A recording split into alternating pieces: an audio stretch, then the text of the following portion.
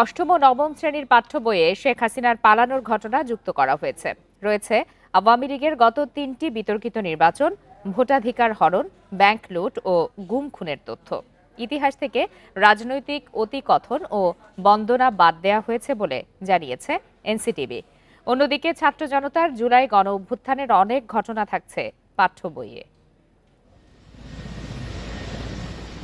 গত ৫ আগস্ট ছাত্র জনতার গণঅভ্যুত্থানের মুখে আওয়ামী লীগ সরকারের পতন হয়, পালিয়ে যান ফ্যাসিস্ট শেখ হাসিনা।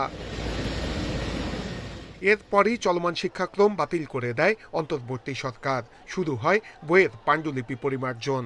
বিশেষজ্ঞদের অভিযোগ, গত ১৬ বছরে মুক্তিযুদ্ধের ইতিহাসকে বিকৃত করা হয়েছে। এনসিটিভি জানিয়েছে, মুক্তিযুদ্ধের যার যা অবদান এবার পাঠ্য বইয়ে সেটিই থাকছে।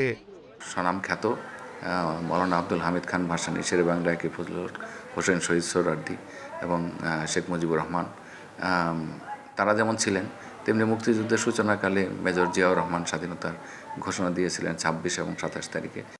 অষ্টম ও নবম শ্রেণীর পাঠ্য বইয়ে গণঅভ্যুত্থানের ইতিহাস সংযুক্ত করা হয়েছে। ছাত্র জনতার ওপর পতিত সরকারের বর্বরচিত হামলার ঘটনাও রয়েছে। ভোটাধিকার হরণ, গুম খুনের বিষয়ও অন্তর্ভুক্ত করা হয়েছে। আমাদের নতুন গৌরব গাথা নামে একটি প্রবন্ধের মধ্যে নবম দশম শ্রেণীর বইতে আছে। সেটা আমাদের এই জুলাই বিপ্লব কে কেন্দ্র করে যে লেখাটি হয়েছে তার মধ্যে এই বিষয়গুলো আছে।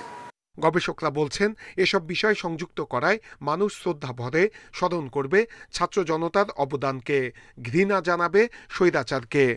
এই শহীদদের বীরগাথা প্লাস যারা এখন জীবিত আছে তাদের মুখের কথা শোনা এবং সেগুলা গল্প আকারে ছোট ছোট আকারে তুলে ধরা, যারা হাসপাতালে ভর্তি আছে যে সকল শহীদ, যেমন যে কিছু কিছু সুন্দর সুন্দর জিনিস আছে, যে দেশপ্রেমের যে অসাধারণ কিছু উদাহরণ আছে বাচ্চাদের। আগামী বছর পাঠ্য বইয়ে আরও প্রয়োজনীয় সংশোধন আনার আহ্বান জানান গবেষকরা। নূরে আলম, ইন্ডিপেন্ডেন্ট নিউজ, ঢাকা।